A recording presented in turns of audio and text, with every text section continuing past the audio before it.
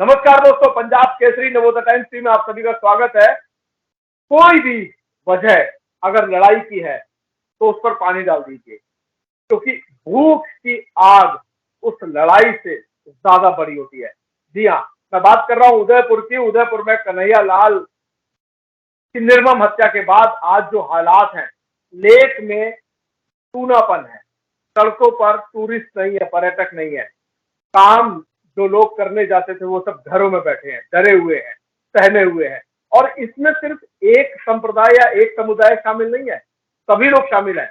बेशक यहाँ पर जगन्नाथ यात्रा निकाली जा रही है, लोग आवाजाही कर रहे हैं, इसके बावजूद समस्याएं हैं। क्या समस्याएं हैं? होटल एसोसिएशन इंडस्ट्री के वाइस प्रेसिडेंट सुदर्शन देव सिंह जी हमारे साथ जुड़ चुके हैं उदयपुर से। सुदर्शन देव सिंह जी, नमस्कार। नमस्कार सर। नमस्कार सुदर्शन जी, अभी वहां पे क्या हालात हैं? आप होटल इंडस्ट्री से जुड़े हुए हैं, आप एसोसिएशन के वाइस प्रेसिडेंट हैं, वहां पर इस समय क्या हालात हैं? सर, आज की तारीख में हालात तो सामान्य हैं, पर होटल इंडस्ट्री के लिए बहुत बड़ा नुकसान है। और होटल इंडस्ट्री के साथ जो भी हमारे साथ जुड़े हुए हैं उस सभी को फाइनेंशियली नुकसान तो है। और इसके अलावा हमारा जो उदयपुर का एक होटल इंडस्ट्री के अंदर वर्ल्ड फेम जो नाम था उसको भी एक ग्रहण लगा है, तो इसकी सिटी की बदनामी हुई है। तो हम ये चाहते हैं कि टूरिस्ट आए और वो बिना भय के यहाँ आए, हम उनका वेलकम करते हैं। नहीं, बिल्कुल। मुझे याद है, दुनिया भर के कई बड़े फिल्म स्टार उदयपुर आते हैं। भारत के कई मशहूर फिल्म स्टार्स ने वहाँ शादियां की हैं, दुनिया के कई बड़े फिल्म स्टार्स ने शादियां की हैं। और जहां तक मेरी जानकारी है वो ये कि मेरा कहना ये है कि होटल उद्योग हो या पूरा समूचा पर्यटन उद्योग हो, हिंदू और मुसलमान सभी मिल करके यहाँ काम करते हैं, तो अभी तो दोनों प्रभावित हैं। सर, हिंदू मुस्लिम ये तो प्रभावित है ही है। इसके अलावा जो हमारे से जो जुड़े हुए हैं, जो दिल्ली बैठे हुए हैं, जो ट्रैवल एजेंसी हैं, जो यहाँ टूर एस्कॉर्ट्स हैं, टूर गाइड्स हैं, मतलब सभी इफेक्ट हुए हैं इससे। मतलब एक होटल इंडस्ट्री के अलावा जो इससे रिलेटेड है जितने भी, एक आम हमारा जो सब्जी का विक्रेता है या दूध विक्रेता है या जो भी रॉ मटेरियल का जो विक्रेता है, वो सभी इससे बहुत बड़े प्रभावित हुए और इफेक्ट हुए। फाइनेंशियली बहुत बड़ा नुकसान हुआ। सुदर्शन जी, मुझे जानकारी ये है कि पर्यटन के साथ साथ जो छोटे छोटे काम होते हैं, जो आर्ट वर्क हैं, उसमें मुस्लिम समुदाय का बहुत बड़ा हिस्सा होता है। आखिर वो कितने प्रभावित हैं? वो भी प्रभावित है सर। अगर कोई भी रॉ मटेरियल नहीं बनेगा, अब जैसा कि सीजन हम अगस्त से, हमारा उदयपुर का जुलाई से हम सीजन मानते हैं, अगर सीजन के पहले कोई अगर तैयार नहीं होगा रॉ मटेरियल, तो मार्केट में कैसे आएगा? अगर मार्केट में नहीं आएगा तो उनको आमदनी नहीं होगी, आमदनी नहीं होगी तो फाइनेंशियल उनकी अपने आप को कर नहीं पाएंगे। तो इफेक्ट सभी को हुआ है सर, एक समुदाय से नहीं है, सभी समुदाय को हुआ है। और ये हमको बड़ा समझ में नहीं आ रहा है कि उदयपुर को ही इन लोगों ने कैसे टारगेट किया है। उदयपुर के अगर मैं पर्यटन व्यवसाय की बात करूं तो मुझे लगता है पूरी इकोनॉमी, अर्थव्यवस्था जो है वो इसी पर आधारित है, पर्यटन पर ही। सर, यहाँ पे पर्यटन ही मेन बेस है।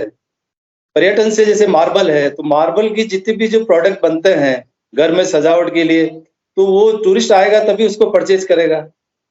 इवन दो हैंडीक्राफ्ट्स का जो बिजनेस है, इवन दो ऑटो, टैक्सीज, सारी जो फ्लाइट्स अगर कैंसिल होती है या ट्रेन के टिकट्स कैंसिल होते हैं, तो सारा मतलब नेशनल लेवल के ऊपर इसका बहुत बड़ा इफेक्ट आएगा फाइनेंशियली, मेरा ऐसा मानना है। आपके यहाँ जो बुकिंग्स हैं, आपके जो एसोसिएशन के लोग आपको फीडबैक दे रहे होंगे, अगले 1-2 महीने की बुकिंग कितनी प्रभावित हुई है, कितने प्रतिशत प्रभावित हुई है? सर, मैं उदयपुर के बारे में, मेरे बारे में आपको ये बताना चाहूंगी, वो सारी कैंसिल हो चुकी है। अब अबाउट 90% बुकिंग्स आर कैंसल्ड। तो आज हम जैसे हमारे स्टाफ है, हमसे जो हमारा जो स्टाफ है यहाँ पे या हमारे से जुड़े हुए जितने भी व्यक्ति हैं, आज उनको हम कैसे सर्वाइव कर पाएंगे, आज 3 साल हमारा, वैसे हम कोविड के अंदर हम अपने आप को महसूस कर रहे हैं, सरकार वादा कर रही है कि इंडस्ट्री के अंदर आपको दर्जा देंगे, पर अब कब होगा, कैसे होगा, हम सब असमंजस की स्थिति में हैं।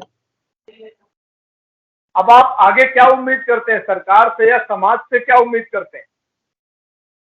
मैं सरकार से ये उम्मीद करता हूं सर कि लॉ एंड ऑर्डर आपको पूरा अच्छा करना पड़ेगा और राजस्थान की जो छवि है उससे दुरुस्त करनी पड़ेगी। पुलिस प्रशासन हो या इंटेलिजेंस ब्यूरो हो, कोई भी जो डिपार्टमेंट है सर, वो अपना वर्क जो है, वो दायित्व है, उसको थोड़ा सही ढंग से निभाएंगे तो ये राजस्थान की छवि जो आज खराब हुई है, भविष्य में ऐसा कोई नहीं हो, इसके लिए हमें हमारी तैयारी पूरी करनी पड़ेगी।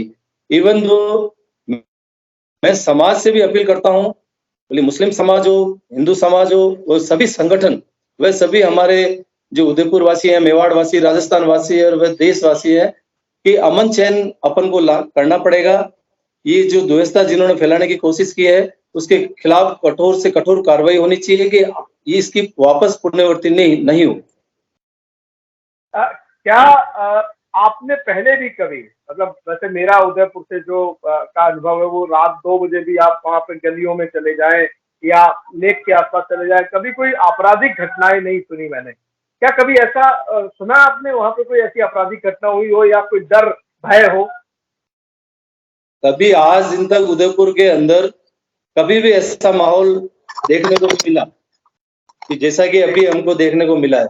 जी, मुझे लगता है बिल्कुल इस समय आपराधिक वारदात कभी देखने को नहीं मिली, लेकिन चलिए हम उदयपुर की सलामती के लिए दुआ करते हैं, वहाँ अमन हो, शांति हो और सभी एक दूसरे का ख्याल रखें। क्योंकि याद रखिए, अगर आप आर्ट वर्क बनाएंगे तो वो किसी हिंदू की दुकान पर बिकेगा और उसे खरीदने वाला ईसाई, सिख, कोई भी हो सकता है, क्योंकि वो एक पर्यटक है और कई हजार करोड़ रुपए का व्यापार जो है वो उदयपुर से होता है। पर्यटन उद्योग उदयपुर का बहुत फलता फूलता रहा है और मुझे लगता है कि इस घटना से उदयपुर पर जो आंच आई है वो धीरे धीरे लोग भूल करके दोबारा पर्यटन की नगरी अपनी पटरी पर लौटेगी। सुदर्शन देव सिंह जी, आप हमारे साथ जुड़े, आपका बहुत बहुत धन्यवाद।